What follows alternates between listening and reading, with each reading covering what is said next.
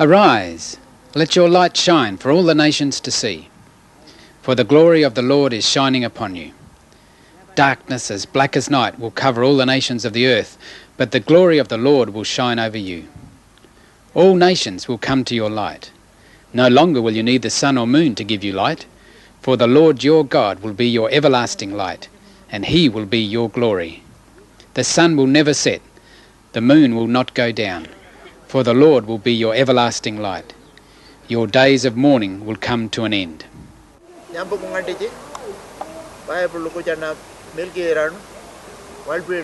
My name is Jangala. I am a Warlpiri man from Central Australia. I'm about 55 years old, although our people don't really count up the years like that. My family and I live at Lajamanu, and I am the pastor for the people there. This is my story.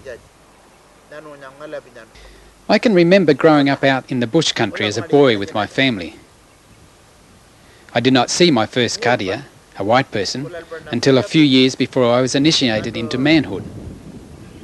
I was living with my mother and father, and we would just be walking around out bush hunting kangaroo, goanna, nuts, berries, yams and such. One day, we came onto one of the cattle ranches, and I was watching a white woman make up bread. I thought she was a ghost. She was mixing up that flour and water, and it started to get bigger and bigger as I stood there watching it. I thought it would explode. She gave me a piece, and it tasted really good. When I was a young man, I started to work at Waterloo Ranch, mustering cattle and fixing fences. We still followed our traditional ceremonies and all that, but I'd never heard about Jesus. It was while I was working there at Waterloo Ranch that I first saw the white ranch hands drinking. They would drive a long way into town and come back drunk. One day, one of them gave me a taste of beer, and I thought to myself, that's a good one too, it feels nice.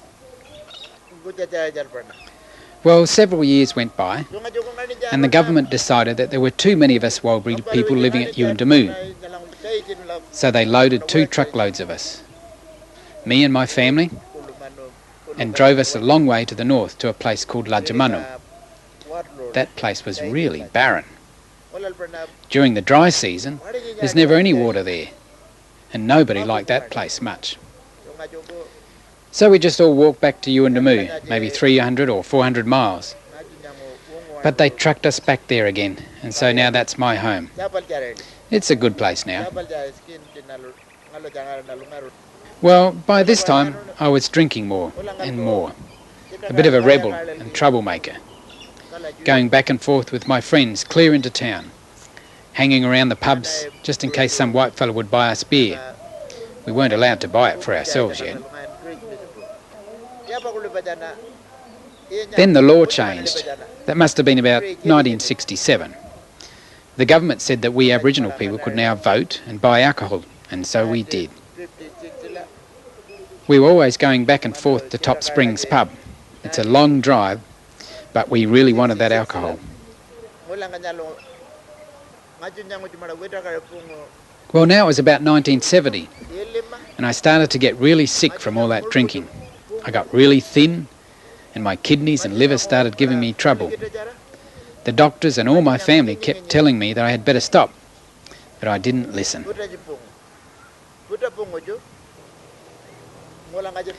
I kept getting thinner and thinner, and some people were saying that someone had worked sorcery on me, that I had a Yada spirit inside of me from them working that sorcery on me. I thought that too, but now I know it was really the alcohol.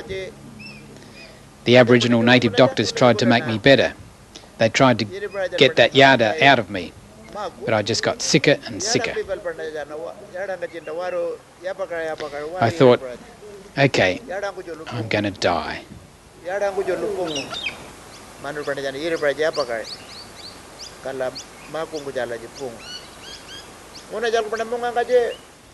One day at noon, I was laying on my bedroll at my camp. My wife Doreen was there and a couple of my kids. All of a sudden I was dreaming.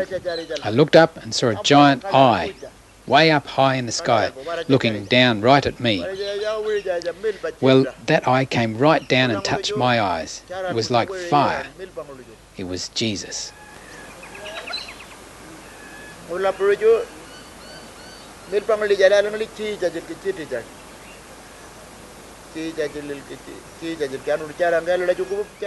He came right down and took me by the right arm.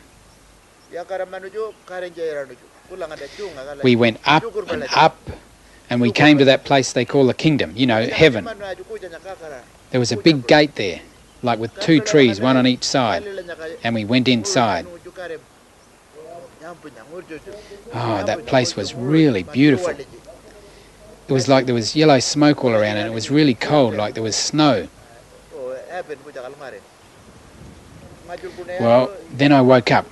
I said to myself, "Wara, hey, that was Jesus." And I told Doreen about it. And then I rushed over to the mission house to tell the missionary.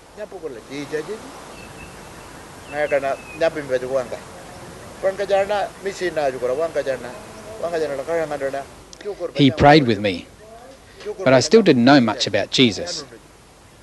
My friends still wanted me to stay involved in the ceremonies, and some of us went away over into Western Australia to learn another religious ceremony. Some people thought that one was a Christian ceremony, but we just didn't know. I was a leader in that one too, and I guess I started to forget about Jesus.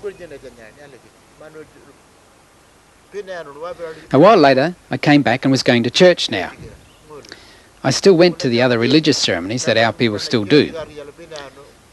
And a little while later I had another dream too, in which I saw a snake come right up out of a bottle of rum.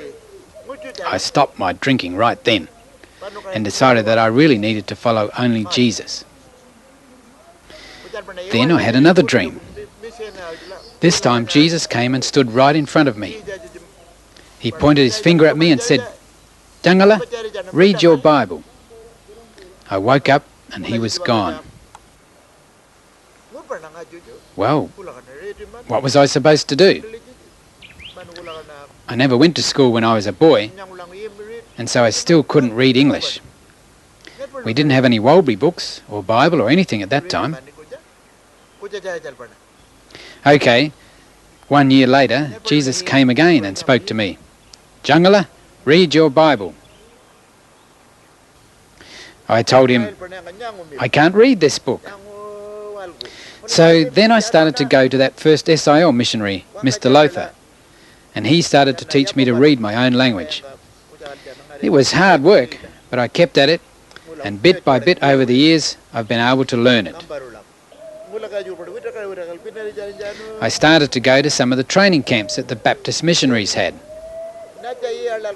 Then Mr. Lothar died, and a few years later his widow and family left Lajamanu.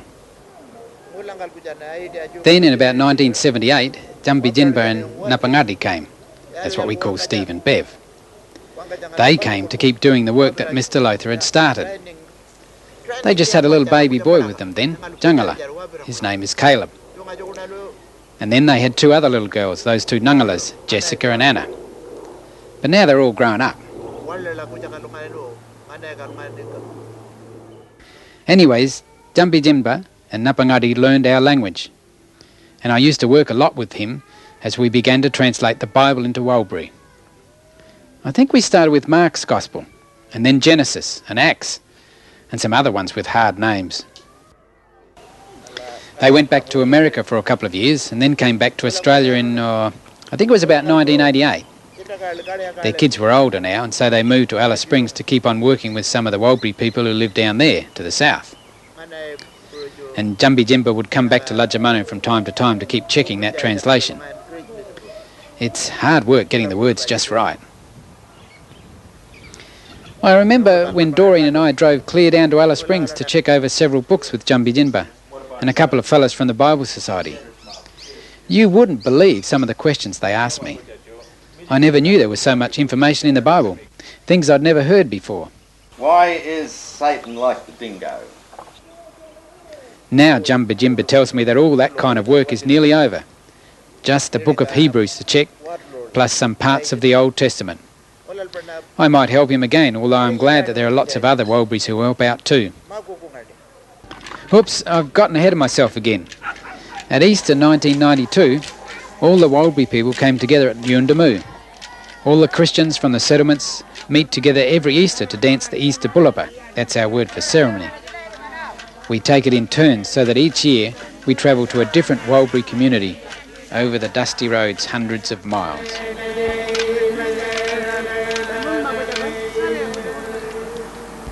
It's important for us to be able to express our faith in ways that are natural for us. And so we paint ourselves up and dance out the Easter story from start to finish, while the rest of the people sit around on the ground singing and clapping boomerangs together. It all gets a bit dusty, but we don't mind. After all, we are people of the earth. Sorry, to get back to my story, that Easter of '92 was special for another reason. It was the day that we Warlpiri people finally got our Bible. Well, at least part of it. The Kāria call it a mini Bible. We call it Yimi Nyayini Wangu Karukulangu, God's special story. I see that day now as if it happened only yesterday.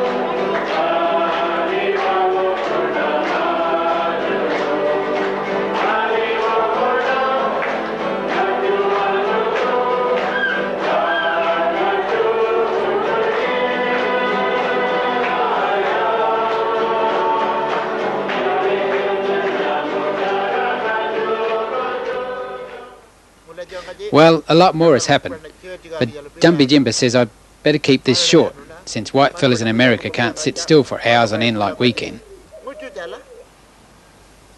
So I'll just say a little bit more. You can see all of these books that we have in our language now, but not many of our people can read Warlpiri well, particularly those my age.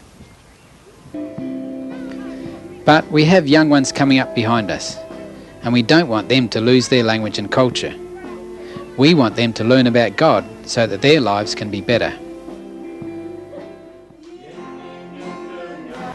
Some of those young men and women are really good readers, and all this year Napangadi has been teaching them to read at Yarara College in Alice Springs. A few of them are even brave enough to get up in front and read for chapel services. Some of the Warlpiri words in the Bible are hard words, so they can read it to us old people and we can explain the meaning to them. That way everybody learns together.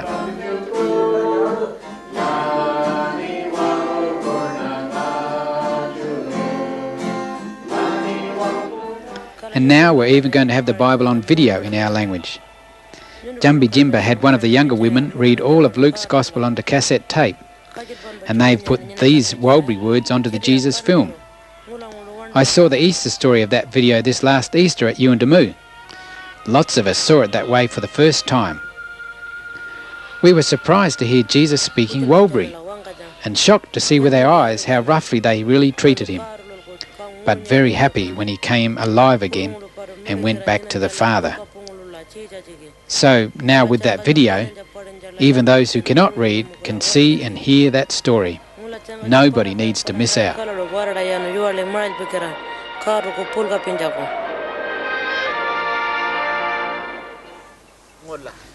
I get sad to think about how many problems our people have. How many of my family and countrymen are dying at a really young age, especially those that aren't listening to what Jesus wants them to do. But I just keep on doing my best to help them, to tell them about Jesus, and to teach them about His Word. You know, that Word really is a light for us.